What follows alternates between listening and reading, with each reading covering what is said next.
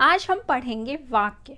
वाक्य किसे कहते हैं, वाक्य के भेद, वाक्य का रूपांतर और उन्हें पहचानने का तरीका। ठीक है। वाक्य का मुख्यतः दो आधारों पर भेद किए गए हैं, अर्थ के आधार पर और रचना के आधार पर। हम आज अर्थ के आधार पर वाक्य के जितने भी भेद हैं उन सभी को पढ़ेंगे। वाक्य की परिभाषा, सबसे पहले हम वाक्य की परिभाषा जान लेते हैं। भाव और विचारों को प्रकट करने वाला व्यवस्थित शब्द समूह वाक्य कहलाता है। अब देखिए, जो हमारे भाव हैं, जो इमोशंस हैं हमारे अंदर, विचार, जो हमारी सोच है, उनको हम किसके माध्यम से प्रकट करते हैं? शब्दों के माध्यम से। लेकिन क्या सिर्फ एक शब्द बोलने से क्या हम अपने भाव और विचारों को बता पाते हैं? नहीं। उसके व्यवस्थित शब्द समूह का जब हम प्रयोग करते हैं तब हम अपनी बात दूसरों तक पहुंचा पाते हैं। ठीक है। जैसे मैं अभी पढ़ा रही हूं, तो क्या एक शब्द बोलने के बाद या शब्दों के क्रम को उल्टा सीधा करके मैं आपको अपनी बात समझा सकती हूं? नहीं।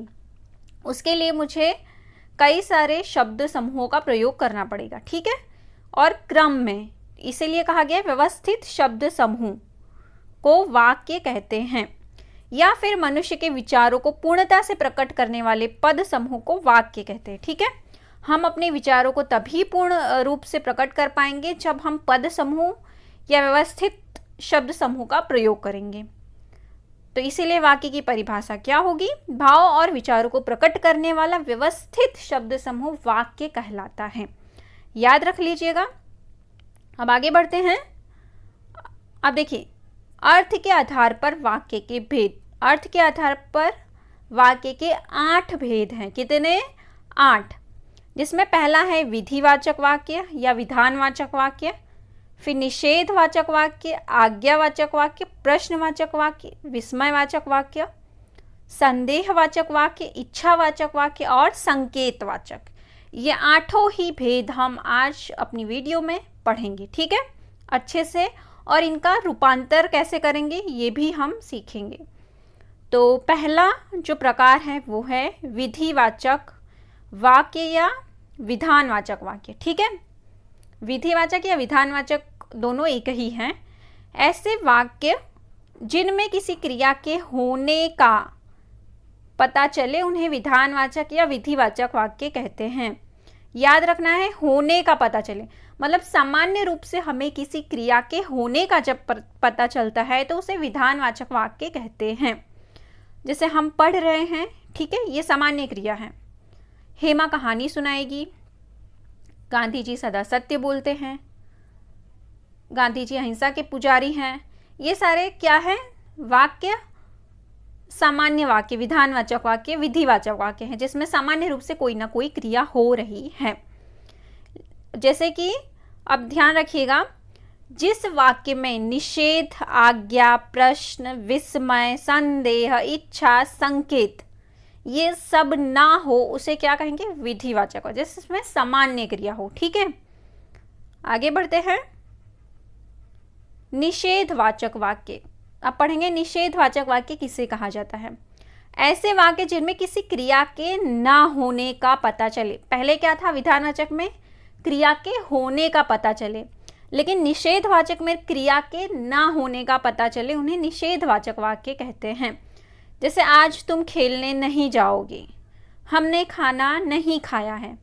तो इसमें जो नहीं शब्द है ये बता रहा है कि वाक्य निषेधवाचक है। ठीक है। जैसे कि रोहन प्रतिदिन खेलने नहीं जाता है, ये क्या हुआ? निषेधवाचक वाक्य हुआ। जिसमें भी निषेध हो जिस वाक्य में, वो निषेधवाचक वाक्य होगा। आगे बढ़ते हैं। आज्ञावाचक वाक्य। ऐसे वाक्य जिनसे आज्ञा, अनुमति, निवेदन, आदेश आदि का पता चलता है उन्हें आज्ञावाचक वाक्य कहते हैं। अर्थात जिस वाक्य में भी आज्ञा दी जाए वो किस में आएगा? आज्ञावाचक वाक्य में। सदा सच बोला करो। ठीक है।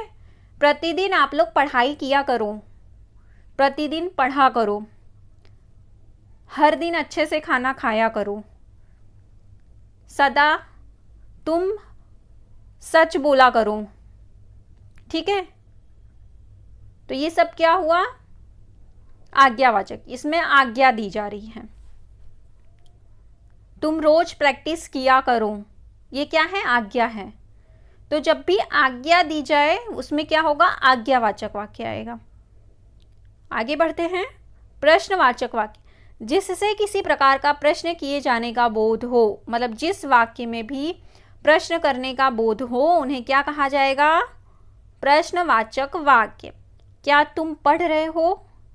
क्या तुम वीडियो को ध्यान से देख रहे हो और सुन रहे हो? ये क्या हुआ? प्रश्न पूछा है मैंने, ठीक है? हाँ या ना उत्तर कमेंट करके बताइएगा। क्या वेदा आज गाएगी? ये यहाँ पे क्या हुआ? प्रश्न हुआ, ठीक है? तो ये प्रश्नवाचक वाक्य में आएगा। क्या आप लोग प्रतिदिन पढ़ाई करते हो? क्या हुआ? प्रश्नवाचक। क्या आपने खाना खाया? जिसमें भी, जिस वाक्य में भी प्रश्न किए जाने का बोध हो वो प्रश्नवाचक होगा। आगे बढ़ते हैं। विस्मयवाचक वाक्य, ऐसे वाक्य जिनके द्वारा आश्चर्य, दुख या सुख, शोक, घृणा आदि भाव प्रकट होते हैं उन्हें विस्मयवाचक वाक्य कहते हैं। क्या? जहाँ जैसे कि हम कोई भी चीज, कोई भी काम या कुछ लोगों को देख के, या जो काम नहीं होने की संभावना थी वो हो जाता है, तो क्या होता है? हमें आश्चर्य होता है, अरे ये कैसे हो गया। तो जब भी किसी काम, ऐसे काम को देख के हमें दुख हो या सुख भी हो या आश्चर्य हो या शोक हो, घृणा हो, मतलब कुछ कुछ काम देख के ऐसा ना घृणा सी हो जाती है, मतलब ये ऐसा कोई कैसे कर सकता है, ये वाला जब भाव आता है ना उसे घृणा कहते हैं। तो ये सारे भाव जब आते हैं तब क्या होता है? विस्मयवाचक वाक्य। जैसे कि ओह मेरा सिर फटा जा रहा है, अरे तुम कब आए, वाह मोहन ने 90% अंक प्राप्त कर किए हैं। अब देखिए, जिसके 90% अंक आने की संभावना ना हो, मान लीजिए आपकी क्लास में जिसके सबसे कम नंबर आते हैं और उसकी परीक्षा में 90% अंक आ जाए, तो क्या होगा? सबके लिए आश्चर्य वाली बात होगी ना, अरे क्या बात है, इसके तो 90% अंक आ गए। जिसके हमारे घर आने की संभावना थोड़ी कम हो और वो आ जाए अचानक से, तो क्या होगा? अरे तुम कब आए। तो जब भी ऐसे भाव हो वहां पे क्या आएगा? विस्मयवाचक वाक्य, ठीक है? संदेहवाचक वाक्य, ऐसे वाक्य जिनमें कार्य होने के प्रति संदेह या संभावना का भाव व्यक्त होता है उन्हें संदेहवाचक वाक्य कहते हैं। संदेह मतलब जिसमें कोई भी काम होने में डाउट सा रहे कि ये होगा या नहीं होगा, ये हुआ होगा या नहीं हुआ होगा, ये हो रहा है या नहीं हो रहा है, होगा भी या नहीं होगा। तो संदेह है मतलब संभावना है कि होगा या नहीं होगा, संदेह है मतलब डाउट है। जहाँ भी ऐसे वाक्य हो तो वहाँ संदेहवाचक वाक्य आएगा। शायद कल बारिश हो, उसने खा लिया होगा, है ना, उसने खा लिया होगा। ये नहीं कहा जा रहा कि उसने खा ही लिया होगा, ठीक है ना, उसने खा लिया होगा। तो जहां शायद कल बारिश हो, कल बारिश हुई थी, देखो मैं बोलूं कल बारिश हुई थी तो यहाँ संदेह नहीं है, मैं बता रही हूँ कि कल बारिश हुई थी, लेकिन मैंने कहा शायद कल बारिश हुई थी। शायद शब्द आ जाने से क्या हुआ? संदेह या संभावना, ठीक है ना। तो इसलिए जहाँ पे संदेह हो, जब कोई काम के होने पर डाउट होने लगे, तब क्या होगा वहाँ पे? संदेहवाचक वाक्य। अगला प्रकार इच्छावाचक वाक्य, ऐसे वाक्य जिनसे इच्छा करने या दूसरों के प्रति आशीर्वाद या शुभ कामना आदि का भाव प्रकट होता हो उन्हें इच्छावाचक वाक्य कहते हैं। दूसरों के प्रति आशीर्वाद देने का या उन्हें शुभकामनाएं देने का जब भाव हमारे मन में प्रकट होता है तो उन्हें इच्छावाचक वाक्य कहते हैं। तुम अपने कार्य में सफल रहो। देखिए, मैं सच में चाहती हूँ कि आप जितने भी लोग हैं, जितने भी लोग मेहनत कर रहे हो, अच्छे से पढ़ाई कर रहे हो, सब अपने काम में सफल हो, ठीक है। आरव को जन्मदिन पर बधाई, मतलब ये क्या है? इच्छा है, विश है, आशीर्वाद है, ठीक है ना। आज जितने भी लोग वीडियो देख रहे हैं जिनका भी आज जन्मदिन है, उन सभी को जन्मदिन की बहुत बहुत बधाई हो। आज मुझे पुलाव खाने का मन हो रहा है, तो ये क्या है, ये मेरी इच्छा है, ये मेरी विश है कि मुझे पुलाव खाने का मन हो रहा है, तो ये इच्छावाचक वाक्य में आएगा। अगला प्रकार संकेतवाचक वाक्य। देखिए इसके पहले हमने जो पढ़ा था वो था संदेह और ये है संकेत, दोनों में कंफ्यूज मत हो जाना। जहां एक वाक्य दूसरे की संभावना पर निर्भर हो, अर्थात एक वाक्य दूसरे की संभावना मतलब उसके पूरा होने या ना होने पर जब निर्भर हो, डिपेंड हो उस पे, या फिर एक वाक्य की क्रिया दूसरे वाक्य पर निर्भर हो, अर्थात एक क्रिया होगी तभी दूसरी क्रिया होगी, वहां पे क्या आएगा, संकेतवाचक वाक्य। जैसे कि रोहन बीमार ना होता तो जरूर स्कूल जाता। क्या यहाँ पे क्या, रोहन अगर बीमार ना होता मतलब वह स्कूल कब जाता, अगर वह बीमार ना होता, ठीक है ना, वो बीमार हो गया इसलिए स्कूल नहीं गया। यहाँ पे क्रिया कौन से पे आधारित है, रोहन के बीमार होने पर। रोहन अगर बीमार ना हुआ होता तो वो स्कूल जाता, लेकिन वो बीमार हो गया इसलिए स्कूल नहीं गया। यदि तुमने पढ़ा होता तो पास हो गए होते। जैसे कि यदि आप लोग ध्यान से पढ़ेंगे, सुनेंगे, समझेंगे तो मैं सच में कहती हूँ आप लोग बहुत अच्छे नंबर लेके आएंगे। लेकिन उसकी पहली कंडीशन क्या है, आप लोग अच्छे से पढ़ें, ठीक है। तो अब मैंने क्या बताया कि अगर आप लोग पढ़ेंगे अच्छे से तभी अच्छे नंबर लेके आएंगे। तो आपके अच्छे नंबर कब लेके आएंगे, जब पढ़ेंगे, यानी जब पहली वाली क्रिया होगी तभी आपके अच्छे नंबर आएंगे। तो जब एक क्रिया दूसरी क्रिया पे आधारित हो जाए या निर्भर हो जाए तब वहाँ पे संकेतवाचक वाक्य आएगा। यदि तुमने पढ़ा होता तो पास हो गए होते, है ना। इसीलिए कहती हूँ ध्यान से सुना करो और समझा करो। अब आगे बढ़ते हैं, वाक्य परिवर्तन। अब देखिए परीक्षा में वाक्य परिवर्तन भी पूछा जाता है। विधिवाचक वाक्य, निषेधवाचक वाक्य। इन देखिए जब विधिवाचक वाक्य का निषेध में या आज्ञा का, मतलब कहीं से भी पूछा जा सकता है। विधि का निषेध करिए, निषेध का विधिवाचक वाक्य बनाइए, प्रश्नवाचक का आज्ञावाचक बनाइए। तो उनका वाक्य परिवर्तन कैसे करेंगे यहाँ पे हम उदाहरण के द्वारा समझेंगे। विधिवाचक वाक्य, रोहन 10वीं में पढ़ता है, ठीक है। अब इसका निषेध क्या होगा, रोहन 10वीं में नहीं पढ़ता है। आज्ञावाचक वाक्य, रोहन तुम 10वीं में पढ़ो, ये आज्ञा दे रही हूं मैं, रोहन तुम 10वीं में पढ़ो। प्रश्नवाचक वाक्य, क्या रोहन 10वीं में पढ़ता है, ठीक है। यहाँ पे प्रश्न चिन्ह है। विस्मय, अरे रोहन 10वीं में पढ़ने लगा।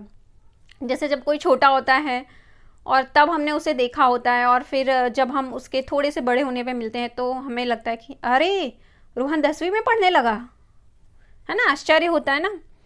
तो अरे रोहन 10वीं में पढ़ने लगा।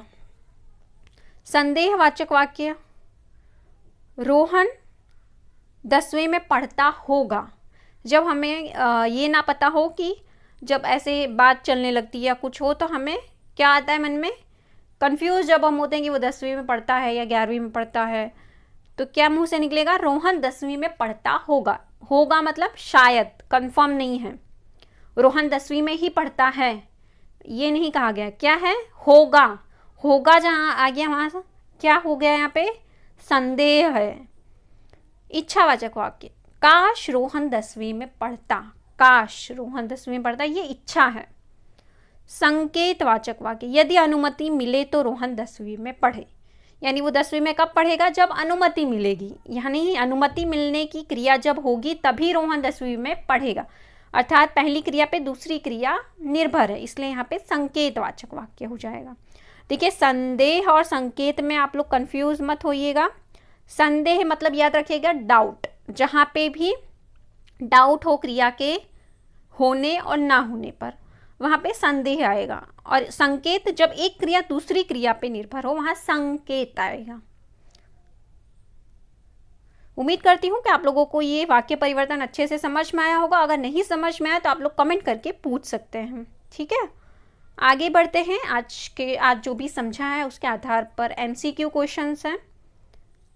आपके पास कुछ सेकंड्स हैं, उसमें उत्तर दीजिएगा कमेंट करके।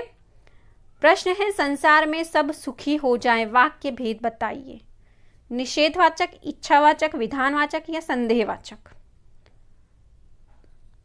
सही उत्तर बताइए आप लोग। 1 2 3 4 5, 5 सेकंड पूरे हुए। तो यहाँ पे आएगा संसार में सब सुखी हो जाए, ये क्या है, इच्छा है ना। देखिए यहाँ पे निषेध नहीं है, संसार में सब सुखी ना हो, ना तो विधान है, संदेह भी नहीं है कि संसार में सब सुखी होंगे, ऐसा नहीं लिखा है। क्या संसार में सब सुखी हो जाएं, ये इच्छा है। अगला प्रश्न, हेमा ने यह पुस्तक नहीं पढ़ी है, वाक्य भेद बताइए। निषेधवाचक, इच्छावाचक, विधानवाचक, संदेहवाचक। 5 सेकंड है आप लोगों के पास। 1 2 3 4 5। हेमा ने यह पुस्तक नहीं पढ़ी होगी। यहाँ पे निषेध के लिए नहीं शब्द आया है, तो सही उत्तर क्या आएगा, निषेधवाचक। ठीक है। अगला प्रश्न, वेद प्रतिदिन मंदिर जाता है। वेद प्रतिदिन मंदिर जाता है, आज्ञावाचक वाक्य में परिवर्तन कीजिए। अब इसका आज्ञावाचक वाक्य कौन सा होगा? ऑप्शन ए, वेद प्रतिदिन मंदिर नहीं जाता। क्या वेद प्रतिदिन मंदिर जाता है?